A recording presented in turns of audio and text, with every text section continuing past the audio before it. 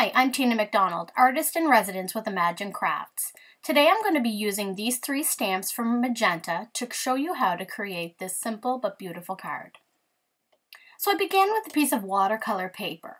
Once we have completed our stamping, I'm going to be die cutting using this die template from Spellbinders, so I want my paper to be approximately this size. So I'm going to stamp our sentiment in the Onyx Black VersaFine ink. And I want to stamp it first because I want to make sure that it is the focal point of our card and that it doesn't get lost in our design here somewhere. So I'm going to stamp it using the Onyx Black, and then I'm going to sprinkle some of the iridescent embossing powder from IMAGINE Crafts onto it, and I'm going to heat set that so that none of our inks are going to blend or smear with this.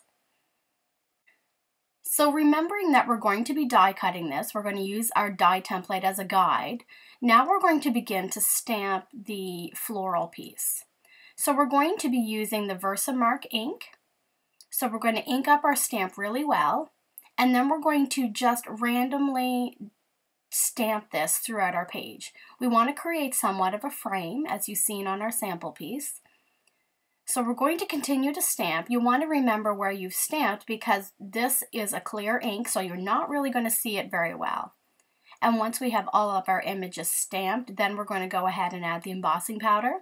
But if you would like to do one piece at a time and emboss it then so that you know exactly where your image is, then that's fine as well. You do whatever is comfortable for you. But I know exactly what I want to do here, so I'm just going to add all of my stamping at once, and then we'll go ahead and add our iridescent embossing powder.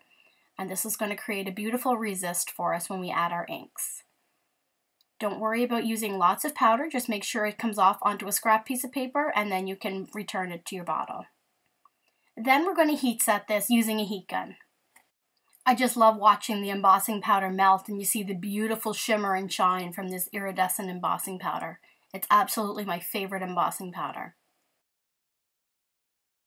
Now return your die template to your piece of watercolor paper and we're going to hold it in place with a piece of low-tack tape. I have a piece of washi tape here.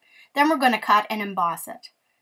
When you're finished, leave it in the die template because now we're going to begin to stencil using our inks. Since we've used embossing powder and heat set our floral image, we're going to now be able to use those images as a resist. So I'm going to begin here with the Mementos Pistachio ink, and I'm going to use the small foam dauber, and I'm going to apply the ink in a circular motion as you can see here, and it's going to really help to show up that floral image that we stamped and embossed because that is going to act as a resist. So the ink will not stick to those places that we have embossed.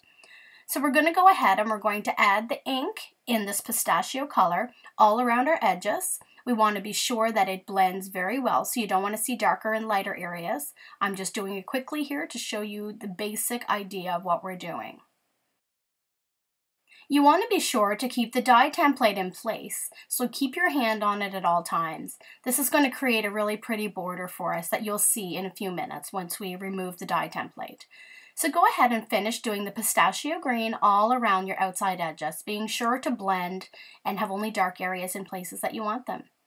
Now we're going to be using the new Sprout, which is also a memento color, and another foam dauber, and we're going to add a small amount of this inside, so on the inner portion. So we're going to try to blend these two colors together to create a really pretty shading effect here. Now you can go ahead and remove the die template from your design, and you're going to see how pretty it is with a beautiful white border around the edge. Isn't that nice? Now go ahead and add this to a card base. I've also die cut this using Spellbinders dies with just the die a little bit larger than the one that we die cut our base with. Isn't that pretty? Alright, now to finish up our card, we're going to be using this beautiful little bird stamp, also by Magenta. I'm going to stamp it with the black onyx, and I'm going to fussy cut this with my scissors.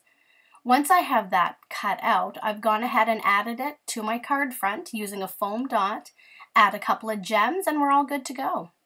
These stamps totally inspired me, so I also created a second design using the same ones, only I didn't use my inks this time, I just used my embossing powders.